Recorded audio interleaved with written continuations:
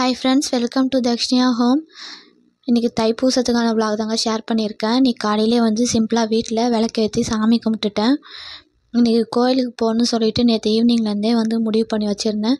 ஆனால் மார்னிங் வந்து எனக்கு நான் கோயிலுக்கு போவேன்றதே எனக்கு நம்பிக்கையே இல்லை. அந்த மாதிரி ஒரு சுச்சுவேஷன், திடீர்னு ஹாஸ்பிட்டல் போக வேண்டியதாகிடுச்சு. ஆனால் வந்து முருகர் வந்து எனக்கு துணையாக இருக்காருன்றது நான் இன்றைக்கி ரொம்பவே ரியலைஸ் பண்ணியிருக்கேன். அவரோட பக்தர்கள் வந்து அவர் சோதிப்பாரே தவிர என்றைக்குமே கைவிட மாட்டார். இதை வந்து நான் முழுக்க நான் நம்புகிறேன். எனக்கு சின்ன வயசுலேருந்தே முருகர்னால் ரொம்ப பிடிக்கும்னு நிறைய தடவை சொல்லியிருக்கேன்.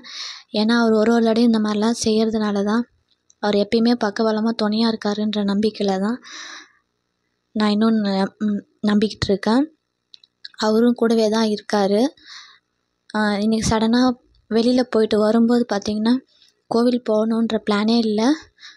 அந்த மதிய டைமுக்கு எந்த கோவிலுமே ஓப்பன் பண்ணியும் இருக்காது. ஆனால் சடனாக ஒரு சின்ன கோவில் தான், வெளியிலவே இந்த மாதிரி சூப்பராக வந்து அலங்காரம் பண்ணி ஜோடித்து வச்சுருந்தாங்க.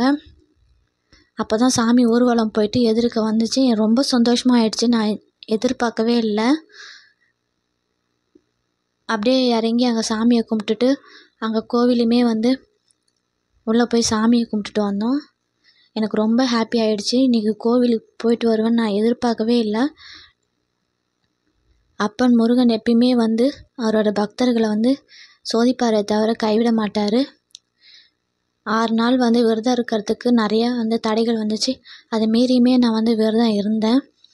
அதுக்கான பலன் வந்து இன்றைக்கி எனக்கு அவர் தரிசனம் கொடுத்தது ரொம்ப சந்தோஷமாக இருந்தது. நீங்களுமே வந்து விரதம் இருக்கிறீங்கன்னா கண்டிப்பாக வந்து எத்தனை நாள், 48 நாளோ இல்லை 21 நாளோ விரதம் இருக்கீங்கன்னா அந்த விரதத்தை வந்து எவ்வளோ பிரச்சனை வந்தாலும் விடாதீங்க.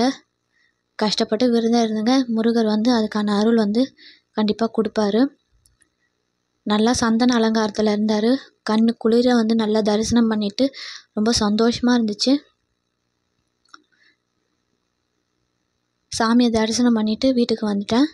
இந்த vlog பிடிச்சிருந்தா ஷேர் பண்ணுங்கள், சப்ஸ்கிரைப் பண்ணுங்கள், லைக் கொடுங்க. தேங்க்ஸ் ஃபார் வாட்சிங் ஃப்ரெண்ட்ஸ்.